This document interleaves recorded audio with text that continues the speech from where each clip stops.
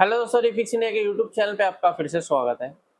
तो दोस्तों, आज की वीडियो में हम बात करने वाले हैं। हमारे पास सेट है जो कि लोइड कंपनी का सेट है और इसके अंदर जो प्रॉब्लम है दोस्तों, आपको मैं दिखा देता हूँ किस तरह की दिक्कत हमारे को देखने को मिल रही है।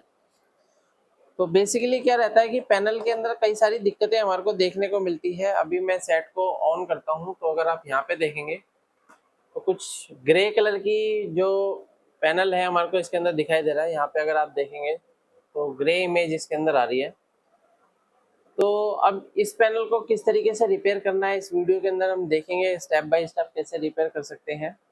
तो चलिए स्टार्ट करते हैं। सबसे पहले मैं आपको दिखा देता हूँ, ये जो पैनल है बीओई कंपनी का लग के आता है। यहाँ पे अगर आप देखेंगे तो यहाँ पे लिखा है बीओई। तो कई बार कंपनी क्या करती है, स्टिकर लगाती है यहाँ पे, और यहाँ पे अगर आप इसका मॉडल नंबर देखेंगे तो यहाँ पे आप ये देख सकते हैं इसका मॉडल नंबर बीओई का। तो इसको क्या है, हम स्टेप बाय स्टेप चेक करेंगे। तो पैनल को देखिए, चेक करने के लिए सबसे पहले हमारे को पैनल के अंदर देखिए जितनी भी वोल्टेज होती है, बेसिक वोल्टेज, सभी को हमारे को चेक करना पड़ेगा स्टेप बाय स्टेप। तो इसको चेक कर लेते हैं हम।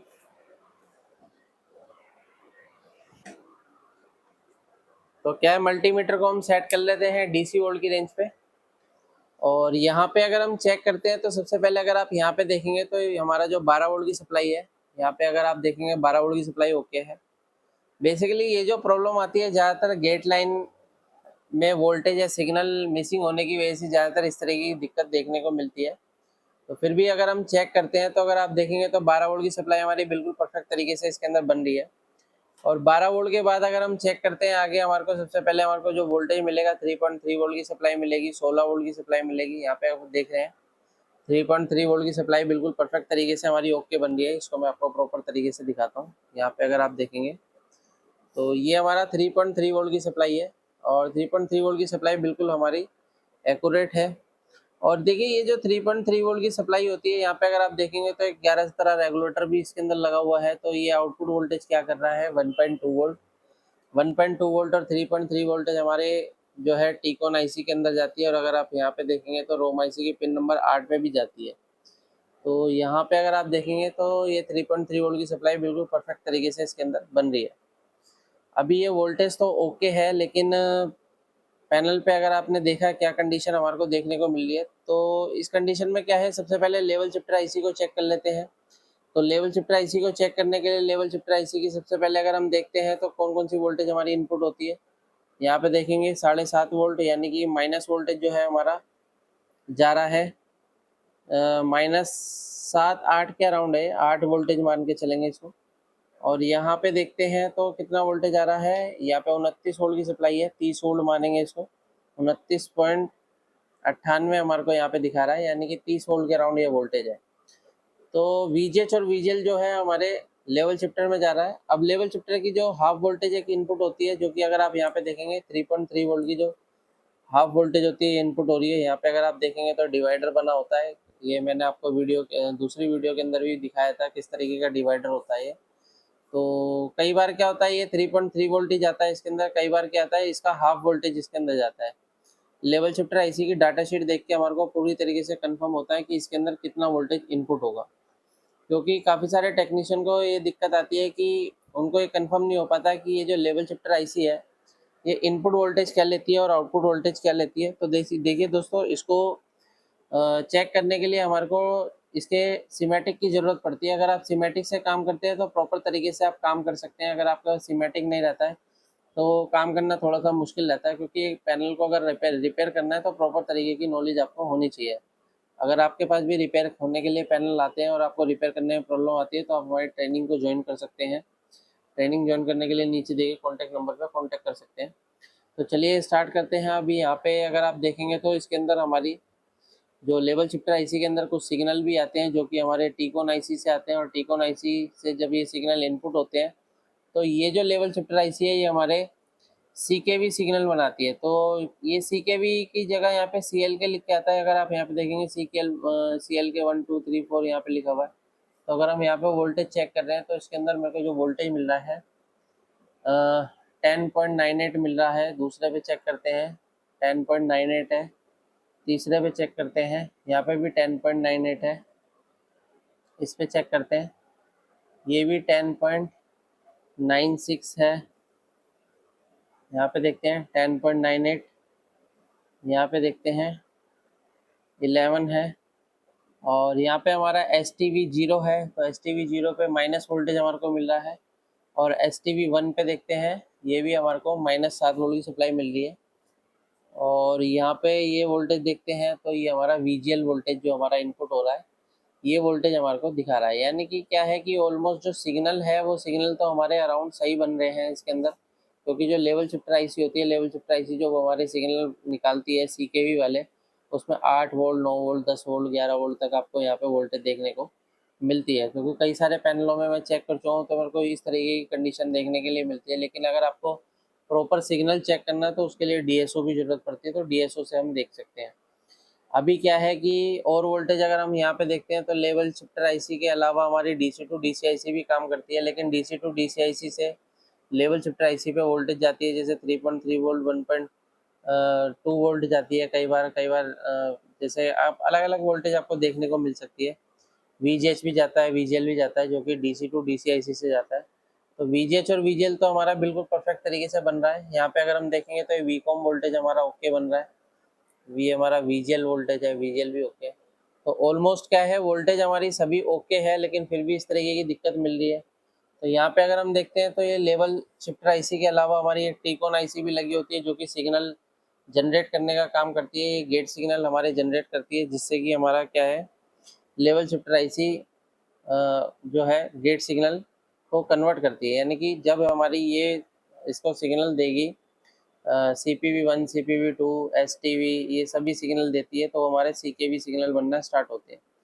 और यहाँ पे अगर आप देखेंगे तो दो सिग्नल और मिल रहे हैं यहाँ पे, पी ओ एल सिग्नल। तो पी ओ एल पे देखते हैं 1.6 वोल्टेज हमें मिल रहा है। और यहाँ पे देखते हैं तो टी पी सिग्नल है, टी पी पे भी हमारे को सिग्नल मिल रहा है। लेकिन टी पी पे अगर हम देखते हैं तो टी पी, ये देखिए यहाँ पे टी पी सिग्नल पे हमारे को थोड़ी बहुत फ्लक्चुएशन देखने के लिए मिल रही है। पीओएल पे देखते हैं तो पीओएल पे हमारे को कोई फ्लक्चुएशन नहीं है। और टीपी सिग्नल पे देखते हैं तो टीपी पे हमारे को यहाँ पे हल्की फुल्की फ्लक्चुएशन मिल रही है। तो दोस्तों यहाँ पे क्या है, कोई भी सिग्नल हो या फिर कोई भी वोल्टेज हो, उसके अंदर वोल्टेज में हमारे को कोई भी वेरिएशन नहीं मिलना चाहिए। यहाँ पे अगर आप देख रहे हैं तो वेरिएशन है। तो इस कंडीशन में देखिए, ये भी हो सकता है कि हमारी टीकॉन आईसी खराब है, या फिर ये भी हो सकता है कि टीकॉन आईसी ये सिग्नल जनरेट ना कर रही हो। तो दोनों कारण इसके अंदर हमारे को देखने को मिल सकते हैं। तो इस कंडीशन में हम टीकॉन आईसी को देखते हैं, थोड़ा सा रीसोल्व क्लीन करके देखेंगे, नहीं तो हम इसको रिप्लेस करेंगे, क्योंकि रिप्लेस करने के बाद ये प्रॉब्लम हमारी सॉल्व होनी चाहिए। अभी हमारे को प्रॉब्लम का क्या कंफर्म हो रहा है कि यहाँ पे जो हमारा टीपी का जो सिग्नल है उसमें वेरिएशन मिल रही है। तो अभी क्या है कि यहाँ पे हम थोड़ा सा पेस्ट लगाते हैं, और सिग्नल की साइड ही हम पेस्ट लगाएंगे, और यहाँ पे हम इसको रीसोल्व करके देखते हैं।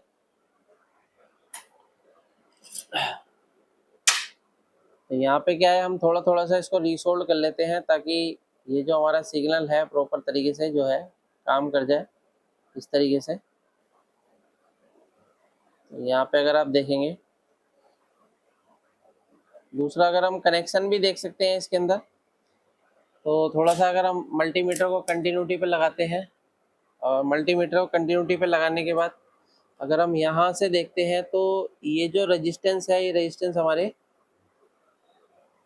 इससे जुड़नी चाहिए। यहाँ पे अगर आप देखेंगे, ये देखिए ये जुड़ रही है, और यहाँ पे देखते हैं ये भी हमारी जुड़ रही है। यानी कि दोनों हमारे सिग्नल यहाँ से जुड़ रहे हैं, ये देखिए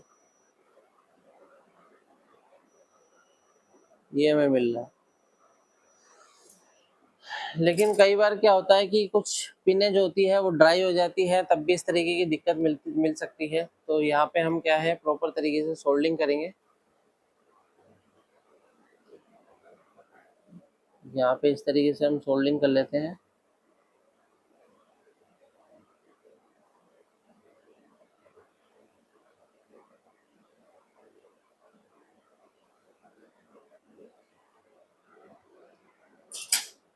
तो अभी क्या है, हमने यहाँ पे सोल्डिंग तो कर दी है। तो एक बार ट्राई करते हैं क्या कंडीशन बनती है, एक बार ऑन करके देखते हैं कि वोल्टेज में वेरिएशन मिलती है या नहीं मिलती है।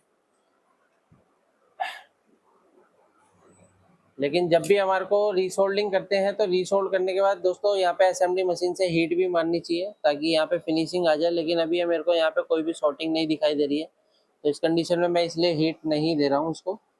तो अगर मैं यहाँ पे चेक करता हूँ तो यहाँ पे हमारे को जो वोल्टेज में वेरिएशन मिल रहा था वो चीज़ चेक करेंगे अभी।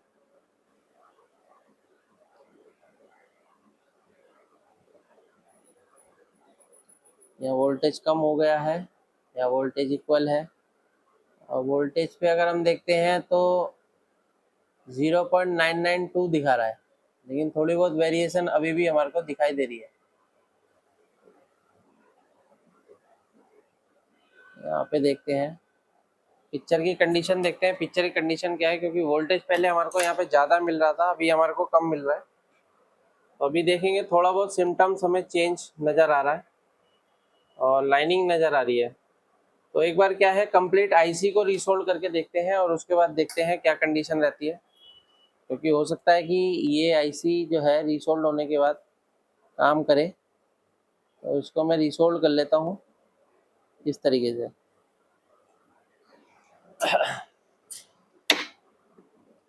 इस तरीके से हम यहाँ पे रीसोल्ड करते हैं। देखिए जब भी आपको पैनल पे काम करना है इस तरीके से आप रीसोल्ड कर सकते हैं।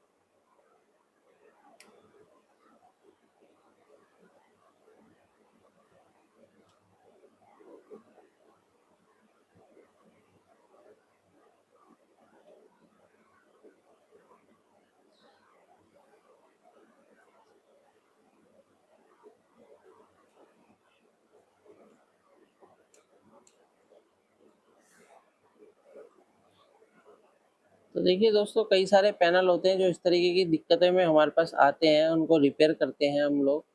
और काफ़ी सारे टेक्नीशियन बताते हैं, हमारी वीडियो देख के भी काफ़ी सारे टेक्नीशियन काम करते हैं।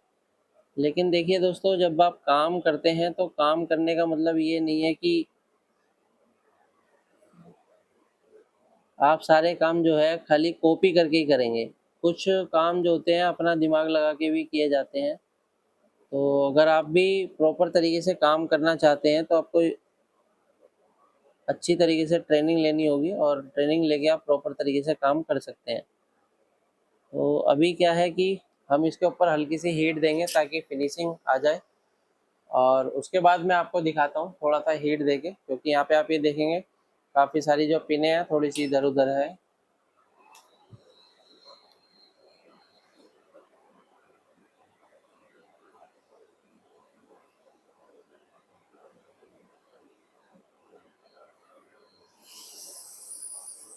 इस तरीके से हम हीट देते हैं कोई भी आईसी को जब हम रीसोल्ड करते हैं, ताकि उसकी सभी पिनें जो हैं एक्यूरेट हो जाए।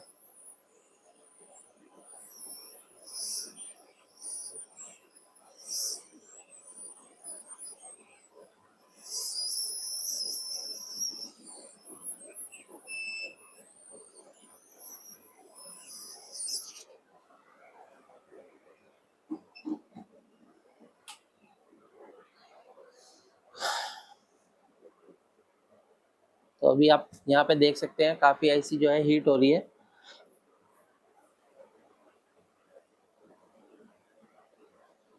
तो आईसी की हमारे को थोड़ा सा ये ध्यान में देना है कि जब हम आईसी को रीसोल्ड करते हैं तो क्लीन करना इसको ज़रूरी होता है।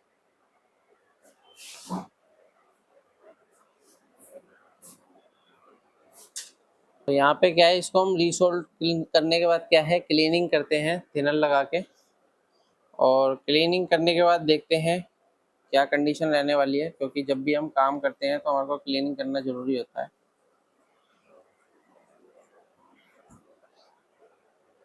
और यहाँ पे क्या है अब हम सेट को स्टार्ट करके देखते हैं पैनल की जो हमारी सिग्नल की जो वोल्टेज थी उसमें क्या हमारे को मिल रहा है।